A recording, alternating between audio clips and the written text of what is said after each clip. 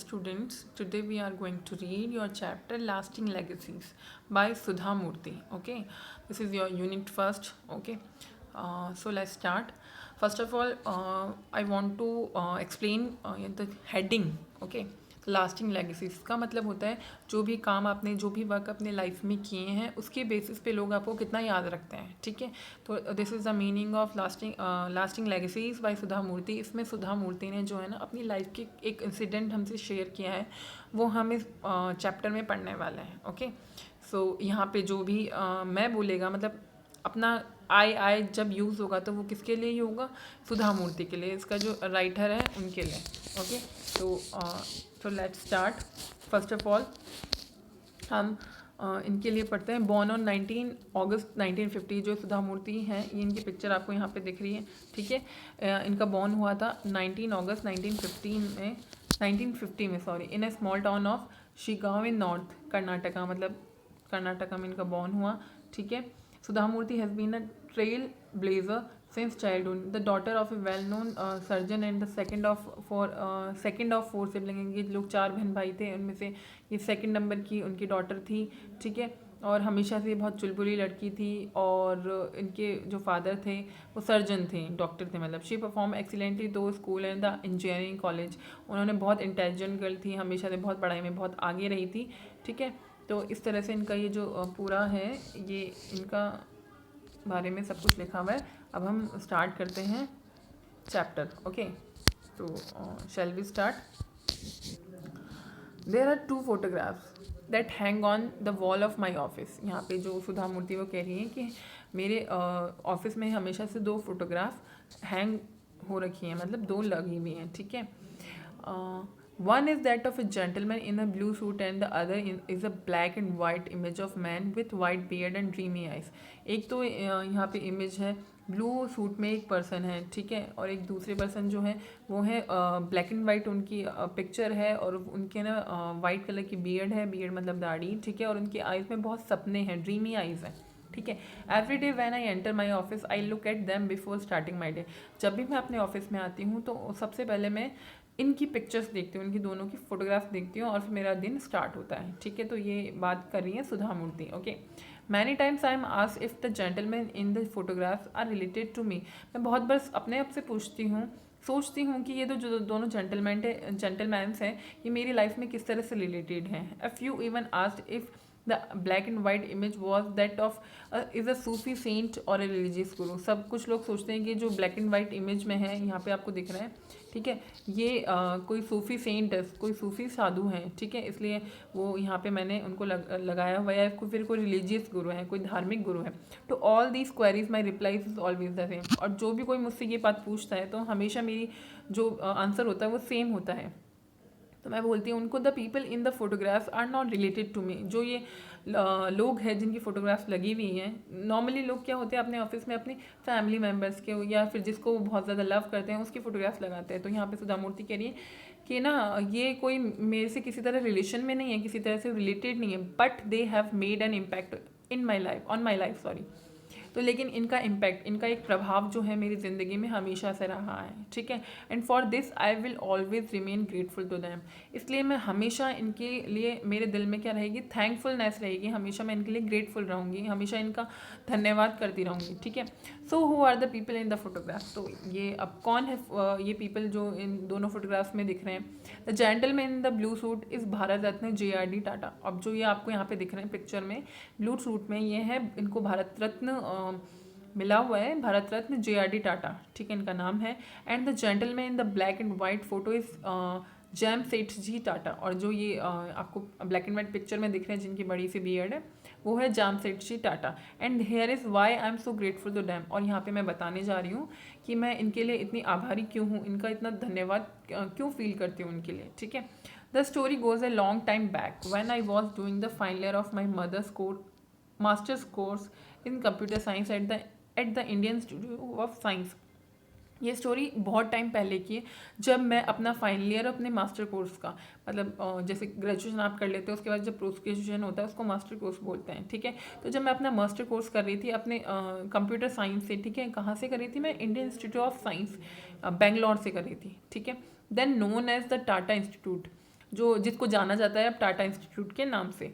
I was the only women student in the post graduate department, the other women student at the institute were pursuing research in different departments of science. तो मैं वहाँ पे एक अकेली लड़की थी जो मैं वहाँ पे पोस्ट ग्रेजुएशन कर रही थी उस डिपार्टमेंट में, मतलब इंजीनियरिंग वाले डिपार्टमेंट में एक अकेली लड़की थी जहाँ पे मैं पढ़ाई कर रही थी। बाकी सब जो गर्ल्स थी वो साइंस के अलग अलग डिपार्टमेंट में अपना रिसर्च कर रही थी, ठीक है। I use to stay at the ladies hostel. मैं कहाँ रहती थी? मैं रहती थी एक लेडीज़ हॉस्टल में, उस टाइम रहती थी, okay. I had not thought of taking up job in India. मैं कभी नहीं ऐसा सोचती थी कि मुझे ना कभी इंडिया में जॉब मिलेगा या मुझे इंडिया में जॉब लेना है। As I was sure of going abroad, क्योंकि मैं श्योर थी कि मुझे कहाँ जाना है? अब्रॉड। अब्रॉड मतलब विदेश जाना है। To pursue a doctorate in computer science, क्योंकि मुझे डॉक्टरेट करनी है अपनी जो कंप्लीट है करनी है अपनी कंप्यूटर साइंस डॉक्टरेट, ठीक है। For which I had offers to scholarship from various universities in the US, क्योंकि मुझे वहाँ से कई बहुत सारी स्कॉलरशिप का ऑफ़र भी आया था US से, ठीक है। क्योंकि जो अब्रॉड जो विदेश इंस्टीट्यूट्स होते हैं वो जो बहुत इंटेलिजेंट पर्सन्स होते हैं उनको स्कॉलरशिप ऑफ़र करते हैं और फिर उनको अपने इंस्टीट्यूट में बुला लेते हैं, ठीक है। तो हम पढ़ते हैं आगे। Now turn your page. One day while on my way to the hostel after the lecture. एक दिन जब मैं अपने लेक्चर ख़त्म होने के बाद हॉस्टल जा रही थी अपनी इंस्टीट्यूट से, I came across a job advertisement by the famous automobile company Telco, now Tata Motors, ठीक है। एक दिन जब मैं हॉस्टल जा रही थी अपना लेक्चर ख़त्म करके, आई केम अक्रॉस, तो मैंने क्या देखा? एक जॉब एडवर्टाइजमेंट देखा कहीं पे, ठीक है। और वो किसका था? फेमस ऑटोमोबाइल कंपनी का था, ठीक है, जिसका नाम था टेल्को, जो कि अब करंट टाइम में उसका नाम हो चुका है टाटा मोटर्स, ठीक है। It stated that the company required young bright engineers. उसमें लिखा हुआ था कि हमको चाहिए यंग ब्राइट इंजीनियर, हमको इंजीनियर्स चाहिए बहुत यंग हो, जो बहुत इंटेलिजेंट हो, ठीक है, हार्ड वर्किंग हो, बहुत मेहनत करने वाले हो, and with an excellent academic background. और उनका एकेडमिक बैकग्राउंड बहुत एक्सीलेंट होना चाहिए, मतलब बहुत इंटेलिजेंट होने चाहिए और हमेशा अच्छे मार्क्स से पास हुए होने चाहिए, ठीक है। ये उन्होंने एडवर्टाइजमेंट देखा। At the bottom was a टिनी line, लेकिन जब वो एडवर्टाइजमेंट था उसके नीचे जस्ट नीचे एक छोटी सी लाइन लिखी हुई थी, lady candidates need not apply. तो उसमें लिखा हुआ था कि जो लेडी कैंडिडेट्स है ना उनको ज़रूरत नहीं है अप्लाई करने की, मतलब वो हमारे पास इंटरव्यू देने के लिए ना आए, ये लिखा हुआ था। When I read this I was very upset. अब जब मैंने ये पढ़ा, मैं कौन यहाँ पे? सुधा मूर्ति, जो इसकी राइटर है, वो कह रही है जब मैंने ये पढ़ा तो मैं बहुत ज़्यादा अपसेट हो गई, बहुत दुखी हो गई मैं। For the first time in my life, मेरी लाइफ में ये पहला मौका था, I had come upon gender discrimination. तब मैंने देखा कि जो हमारा जेंडर है उसके बेसिस पे भेदभाव होना, ठीक है। After reading the notice I went to my room fuming in anger. तो मैंने ये जब नोटिस पढ़ लिया तो मैं अपने रूम में गई और बहुत गुस्से में आ गई, ठीक है। I decided to write to the person at the top of the management and Telco about this injustice. तो मैंने डिसाइड कर लिया कि मैं एक लेटर लिखूंगी टेल्को कंपनी के जो मैनेजमेंट को, ठीक है, इन्होंने ये अन्याय किया है ना, कि जेंडर डिस्क्रिमिनेशन किया है, कि मतलब भेदभाव किया है कि इसको मतलब लेडीज़ को नहीं लेना है और मेल्स को लेना है, तो वो मुझे बिल्कुल अच्छा नहीं लगा। But there was a problem, लेकिन उसमें एक प्रॉब्लम थी।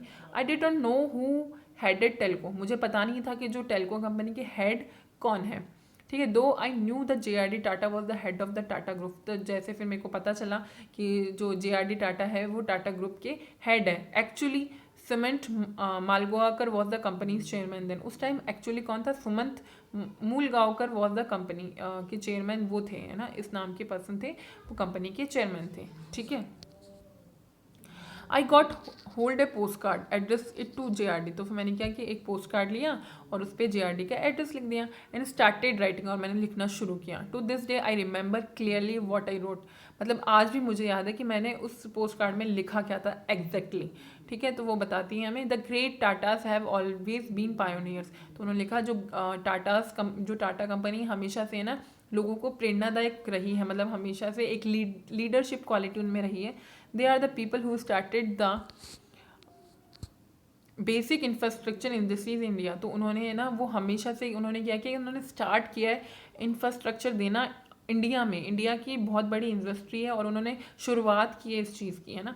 सच एज आयरन और स्टील की कंपनीज उन्होंने लगाई है, chemicals, textiles, automobiles, locomobiles, like that, है ना। तो इतनी सारी उन्होंने कंपनीज का स्टार्टिंग उन्होंने किया है, ठीक है।